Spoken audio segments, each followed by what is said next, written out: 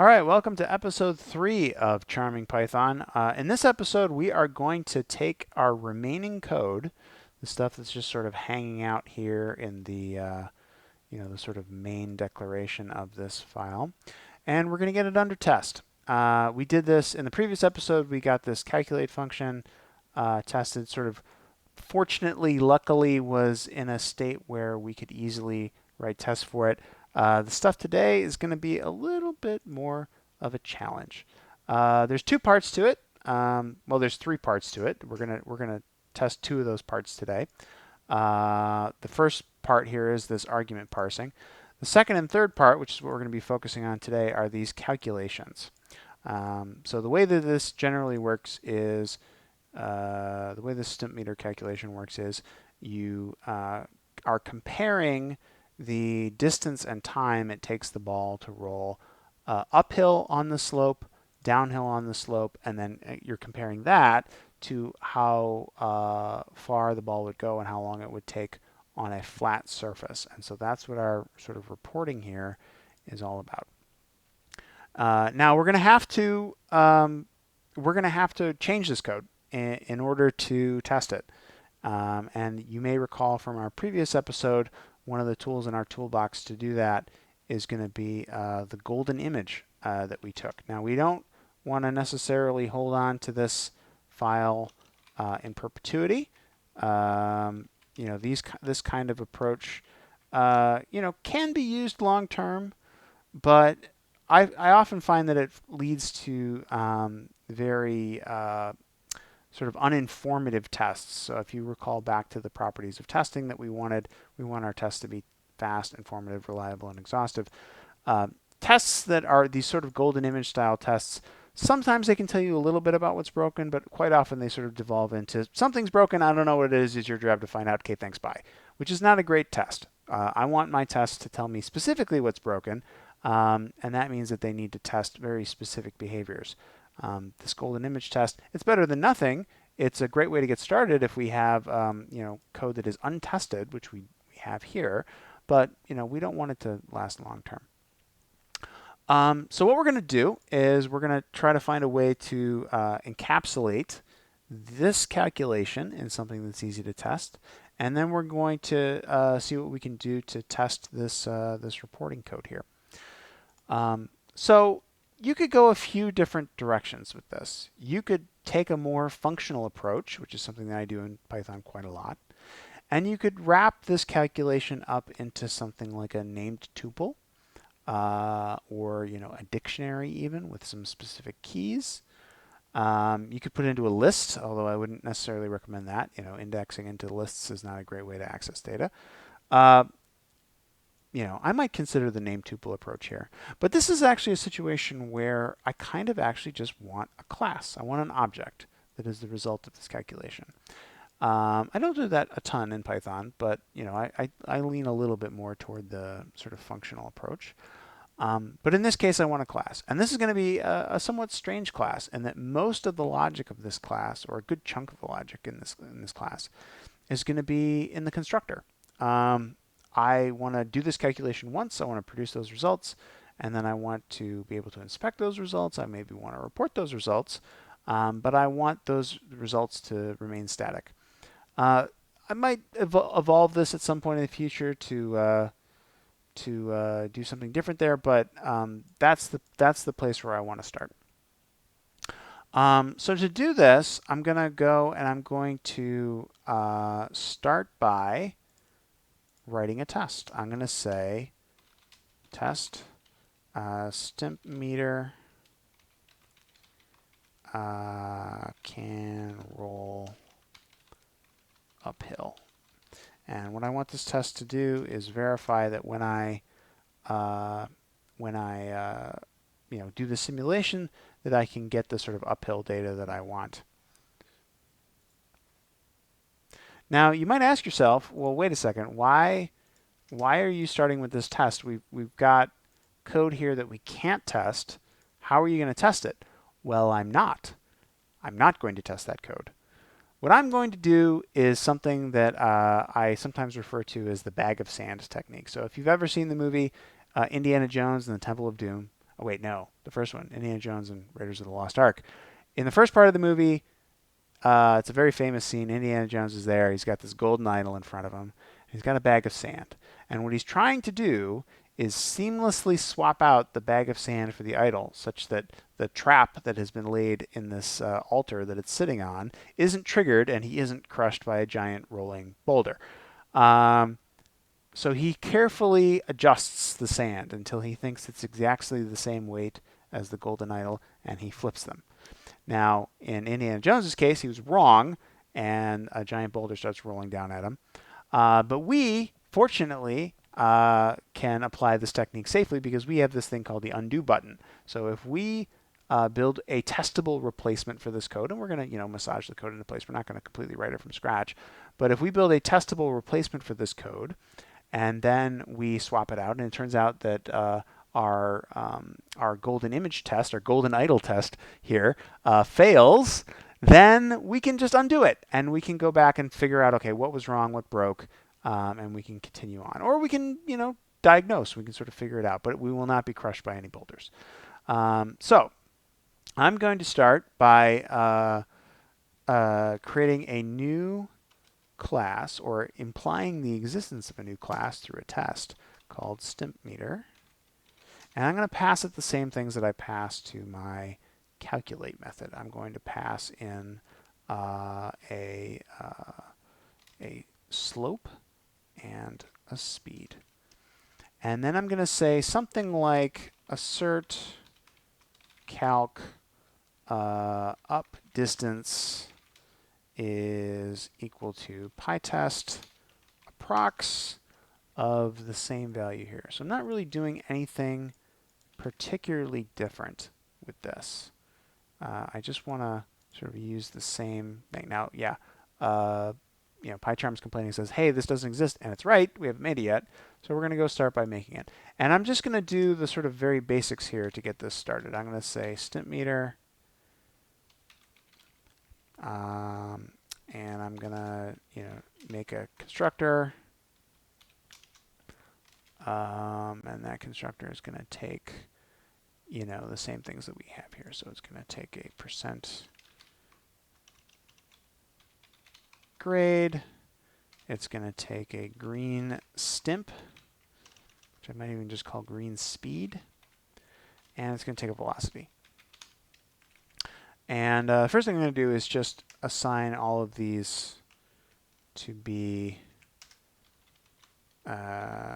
fields on the class itself.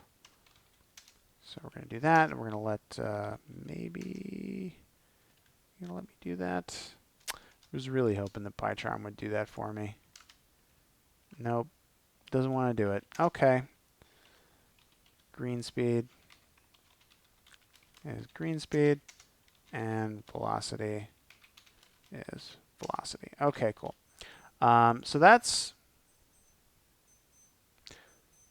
is the basic constructor. And now if I come down here and I do a make watch and run my tests, it says stimpmeter creates no arguments. I disagree because I wrote the constructor wrong. Cool. So we have this velocity here. And I'm actually just going to default that to 72, just like we do. No, actually, I'm going to specify it. That's the better approach here. So we're going to say 72. Right? Isn't that what we do down here? Yes, that's what we do down there. So that's what I'm going to do. Okay. All right, has no up distance. Yes, because we haven't calculated it. Cool. So now we're going to come back over here, and this is where we're going to start to, initially we're going to duplicate, but eventually we're going to unify, right? The goal here is to create something that is a more testable version of the same code that we have. So to do that, temporarily, we're going to create some duplication, and then once we can swap this out for our golden image, then we can get rid of that duplication. So all of these things are also now going to be properties on the class. And we're going to have to change some of these other things as well. We're going to have to change our percent grade here. We're going to have to change our speed here. Percent grade there. Velocity here, here, and here. All right, so yeah. All right, so now we have a passing test. That's good. I'm not really satisfied with that. In fact, I kind of took this a little further than I needed to. I could even say, like, you know what, I'm just not even going to have those in there. Does that still pass? Yeah. So what this is telling me is that, we haven't tested this code. This code has not been driven out by tests. All of this is, I don't think that there's any of this here that I could change or delete and have the test pass. But this is not. So, and in fact, I think even this is probably not. So let's add some more tests for that. So we're going to say our up distance is that, and our up seconds is what is it? 2 point. I don't know why we have all those extra things on there. We don't need that. We don't need that. Okay, so that is looking good. So all right, so we got an uphill test. Now we're going to add a downhill test.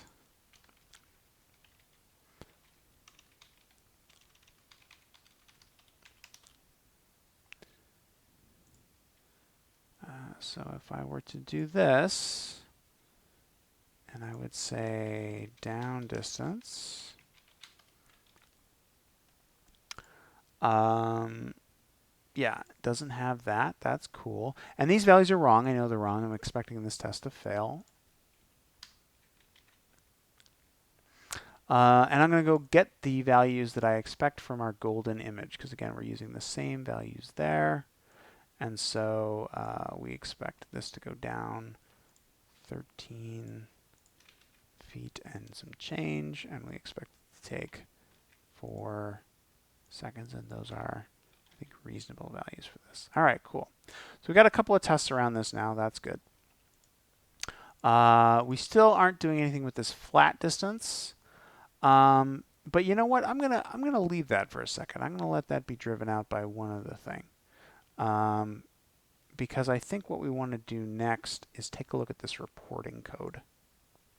I could write a test for that, but I want to move on to the reporting code. I don't think that the test that we would write would be super valuable alongside the other test that I'm about to write.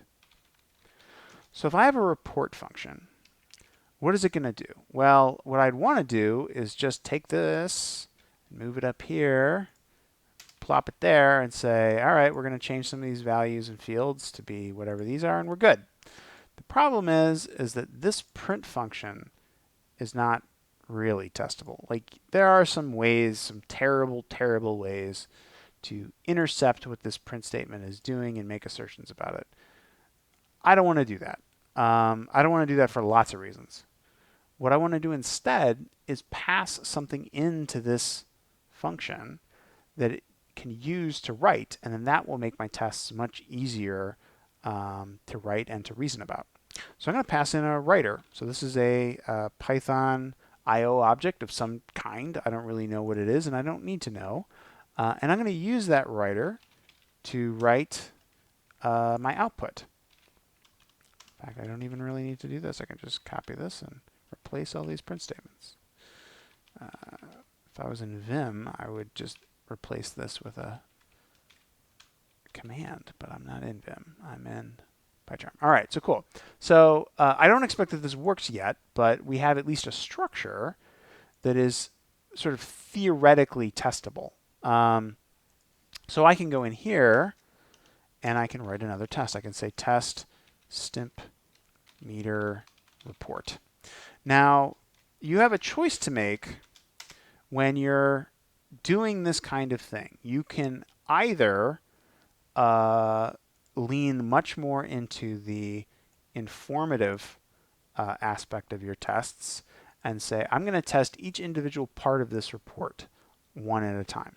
What that will give you is a test that tests specific aspects of the report, but doesn't fail if the thing that it's interested in is not working. And this is, could be really nice. Like what we don't want is a test where we wind up with a situation where it's like, hey, something's wrong with your test, but or something's wrong with your code, but I'm not actually going to tell you what it is. I'm going to barf a bunch of gobbledygook out on the screen, and it's going to be up to you to figure out what's going on. So that's the risk that we run by writing a test that tests sort of the entirety of this report. Another option is that we could test individual things, and let's dive into a little bit how that would actually work. So if I go and I get my calculator here, my stump meter calculation, and I say that I'm going to call report, I need a writer. What is that writer? Well, Python gives you a very handy class called a string IO that is an in-memory representation of an IO object. And so we can use that in our tests to sort of stand in for a writer and then make assertions about it after the report has been written. So we can say things like assert writer get value, which is going to give us the entire contents that were written as a string. We can say that we are going to assert that there's some substring. We're going to assert that there's some substring inside of that content. So I can say, on a stimp, for example, like this. So I can do that. Now, this test that we've just written is now driving out the fact that there is a bunch of stuff wrong with this code that we copied and pasted. So we're going to have to fix that. But once we get this working, we can start deciding, okay, how are we going to refine this test a little bit more?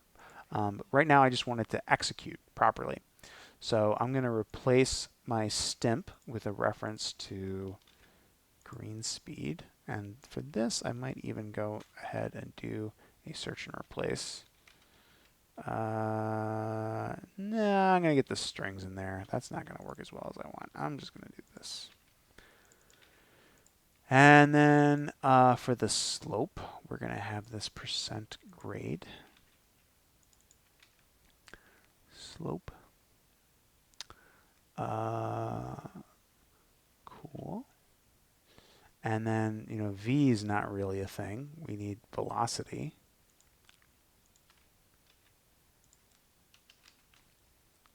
So we'll throw that in there. Up distance, that is also something that we have there. Up distance, up distance, up distance. That's up seconds, which is going to be our next one.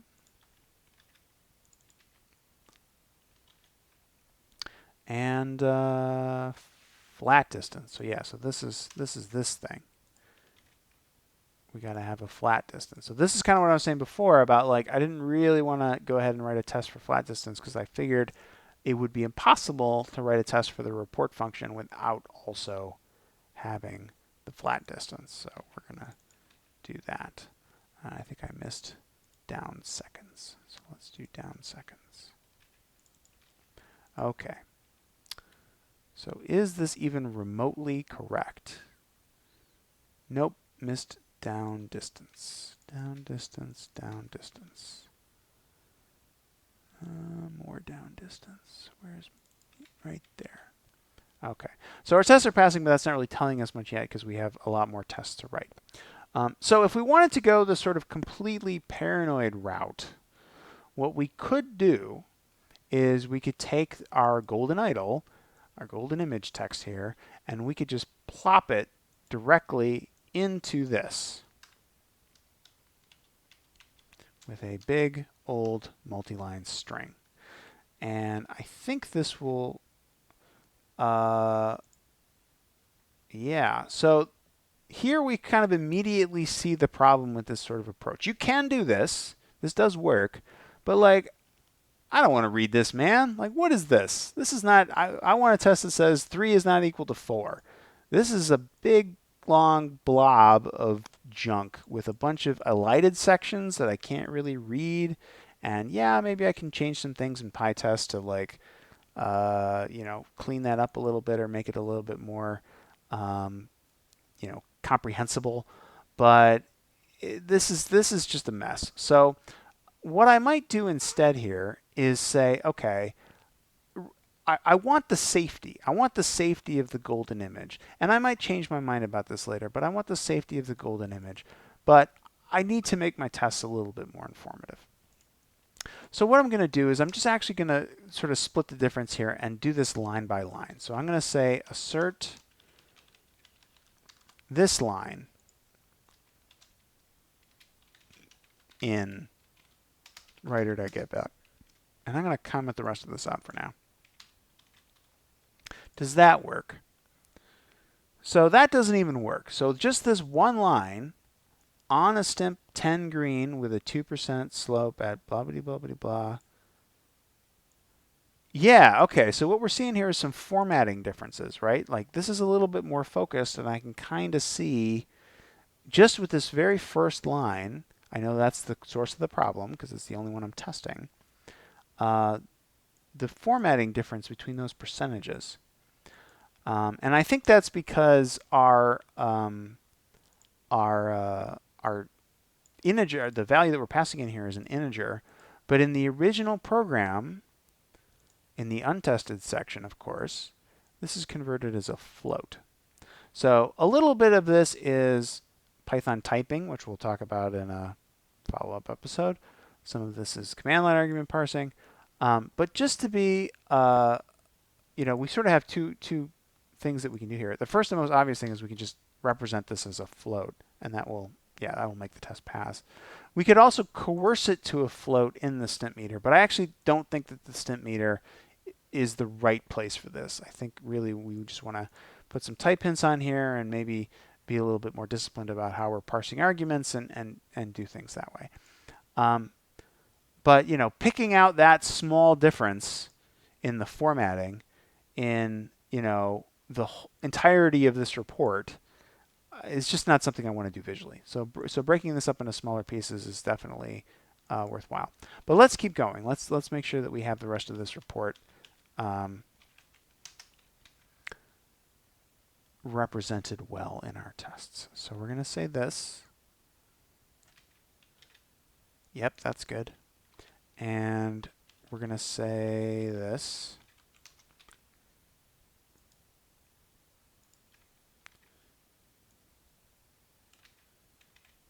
Yep, that's good. And we're going to say this.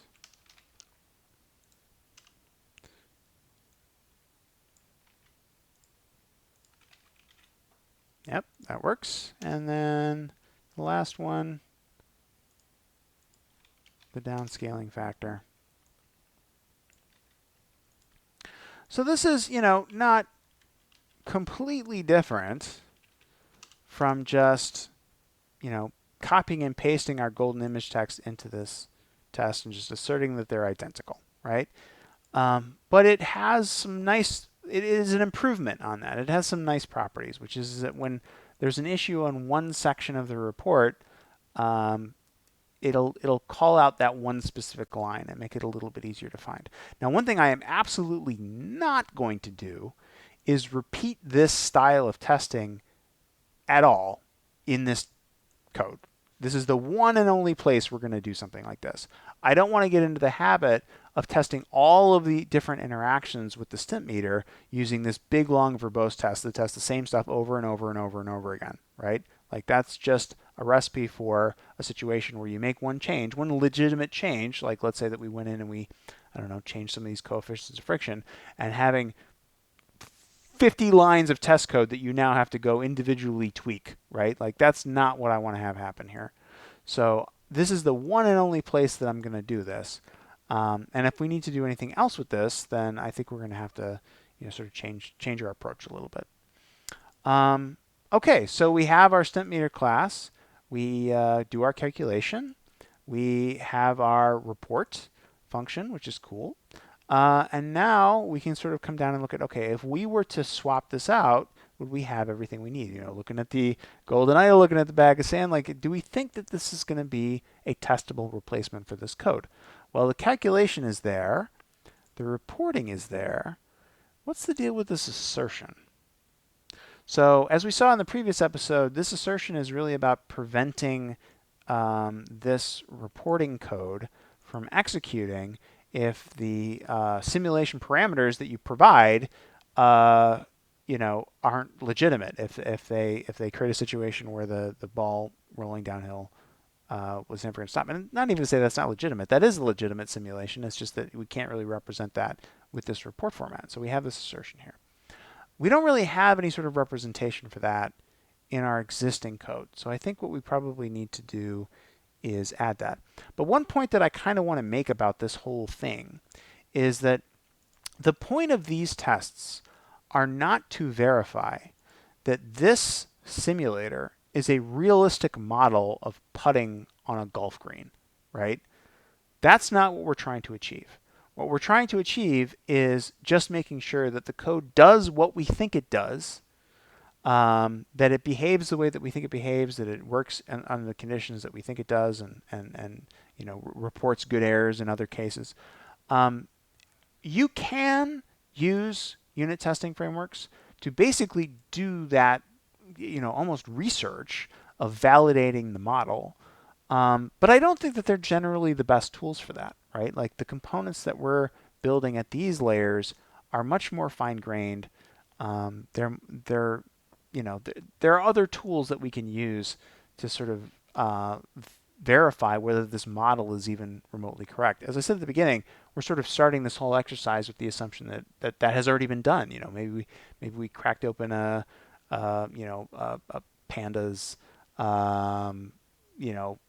like Jupyter notebook setup and did some analysis, and we sort of like did this, or maybe we compared it to something else like MATLAB, and we're like, oh yeah, this model looks good. But what we're trying to do right now is just get this code into a state where we can change it and know that we haven't changed the behavior, right? That's the most important thing at this point. So I just wanted to make that point really fast. All right, so getting back to this assertion and what we're going to do about it, I think the way to handle this is we want to write a test that simulates this this sort of behavior, and I think what we're going to see is a test that fails with sort of a very strange and incoherent error message. So if I say test stimp meter report for infinitely rolling ball, and I make a stimp meter calculation, and I say, you know what, we're going to do a 10% grade on a 13 stimp green, and that ball is just going to roll forever, and then I try to generate a report. I'm not even going to make any assertions yet. I'm going to say, like, what does this even do? Yeah, so as we saw in the previous episode, we expect that in this situation where the ball doesn't stop rolling, we return none. And so when you try to add or subtract none with an integer, you get unsupported operand type, which you should, and that's good. But that's not the error message we want to report to our users. So what I want is something different. And so this is the point where in the test, I want to think about from the perspective of the user, the person who's running this program, what would I want to see? Well, I think what I'd want to see is a report that mostly looks like this. I just want this down section to be replaced with something else, an error message that says something useful. So something like, ball will never stop rolling downhill, and an exclamation point just to drive that home. That's what I want to see in my report if I have this situation, not unsupported operand for types minus none type and int. That's not nearly as helpful. So I don't see that right now. I see this error. But now with this test failing, and failing the way that I expect, it's important to verify that the tests fail the way that you expect. I can go over here and I can sort of handle this case, and I can say something like, if self.downDistance is none, then writer write ball will never stop rolling downhill. Else, we're going to print out the report as usual.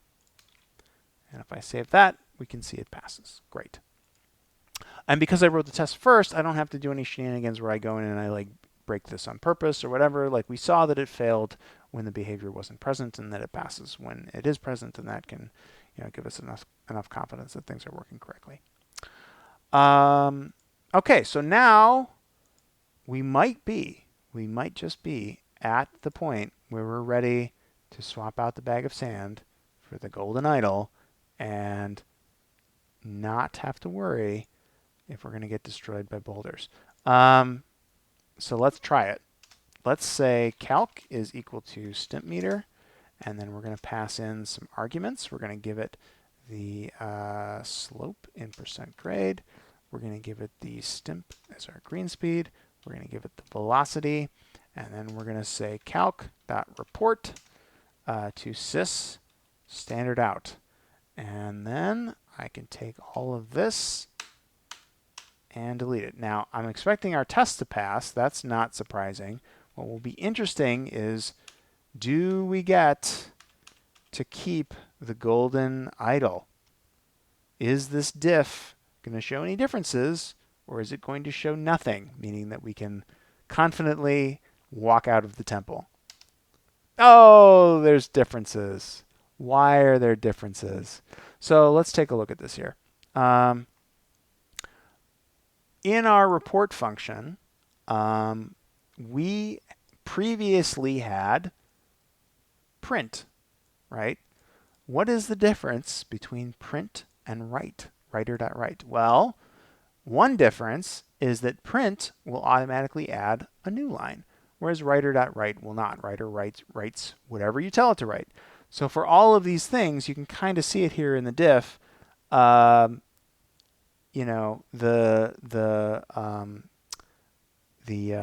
text is all on one line. Now, just to confirm, I can undo this. Unlike Indiana Jones, I have the power of Control Z, and I can run this. Oh, I got to get rid of that part too. And I can run this again, and I can see no differences. So like, it's not like this was broken before we made this change. It is 100% this change that's causing this to break. And we can run again, just make sure. So what we can do now is go in and say, okay, I think we need to add some new lines into our report. And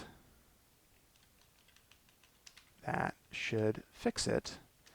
And if this does in fact fix it, if this is in fact the problem, I'm going to immediately undo it. And maybe you can guess why. It does fix the problem. Okay, so let's immediately undo this, because I don't want any behavior in my system getting, again, back to exhaustive tests. I want to test everything I care about. I don't want any behavior in my system that isn't tested by unit tests. And this test was not good enough to cover this case. So now we're back to having to balance these things, right? Like, do I want to have a test that checks for new lines? Well, clearly I do, because I missed it, right? But I also don't want the test to just be this sort of golden snapshot thing. So what's a way to balance that? One way to balance that is to say, okay, I'm going to take the result of the writer, and I'm going to split it on new lines. And what this will make sure is that there are actually new lines in my report, that this isn't just one big blob of text. And I'm going to say lines.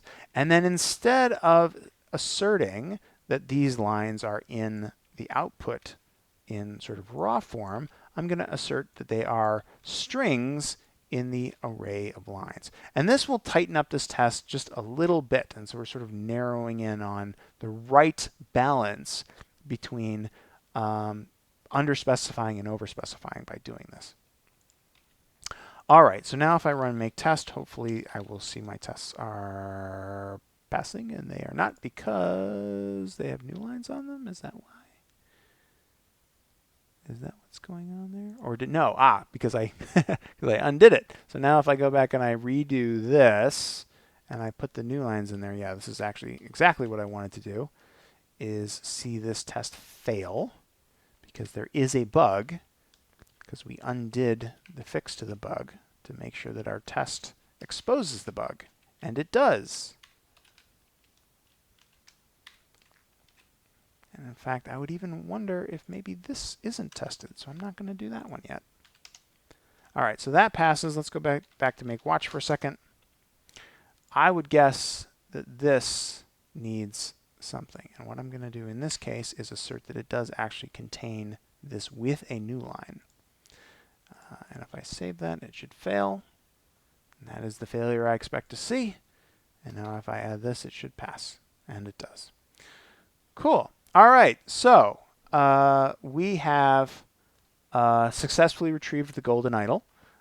We have replaced a good chunk of our untested code with this new code, this class that is, I would say, pretty reasonably well tested. I'm fairly happy with this.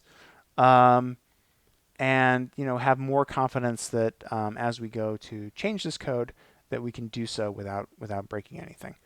So that's it for episode 3. Next episode, we will continue on with this, cleaning up this code base, getting it more into shape, and I hope that you will stay tuned for that.